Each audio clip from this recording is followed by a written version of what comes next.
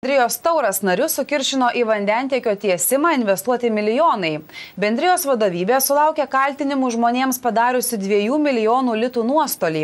Mat už tokią sumą nutiesti tinklai vandentiekininkams buvo perduoti už litą.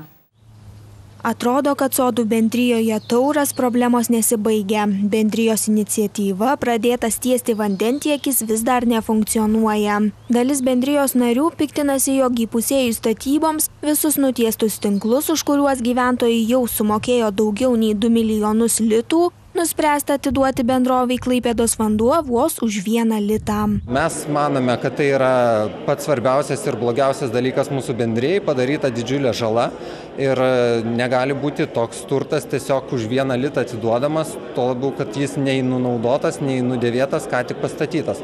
Ir kadangi tas vandentiekis dar nebuvo baigtas, tai vėlgi buvo dideli svarstymai, ar tą vandentiekį patiems pabaiginėti bendrijoje, ar patikėti tai padaryti Klaipėdos vandeniui, bet net jeigu mes ir pasirenkam pastarąjį variantą, vis tiek negalime savo pinigais apmokėto vandentiekio, sumokėtų didžiulių sumų atiduoti už 1 litą. Sodų bendrijos Tauras valdybos narys į klausimą, kodėl vandentiekio projektas ir nutiesti tinklai patikėti bendrovei Klaipėdos vanduo vos už 1 litą, atsakyti negalėjo. Tačiau akcentavo tai, kad darbai sodų bendrijoje dar nebaigti, o bendrovė Klaipėdos vanduo savo lėšomis įsipareigojo juos baigti. Yra perduota Klaipėdos vandenims projektas, bet reiškia simboliškai už lito kainą, tačiau yra įsipareigojimas iš jų pusės nukloti 3 etapo likusias gatves, pabaigti projektą. O kodėl buvo perduota už 1 litą? Aš negaliu šito atsakyti. Tiesiog yra įsipareigojimas daugiau negu už 1 milijoną litų, kurį jie turi pabaigti. Bendrovės Klaipėdos vanduo direktorius tikino, jog perimti vandentiekio darbų užbaigimo ir priežiūros darbus už 1 litą buvo jų sąlyga, su kuria sodų bendrijos valdžia sutiko lengvai. Mūsų sąlyga buvo pakankamai aiški. Mes sutikom perimti už simbolinę kainą ir užbaigti tą projektą, o mokėti visą statybos kainą mes tokios praktikos nedarom ir tokių pinigų neturim. Jeigu jau žmonės pasidarė, reiškia turi, naudojasi, gyvena kaip žmonės, o mes pinigus naudojam pagrindę plėtrai ten, kur reikia, ten, kur žmonės neturi tinklų.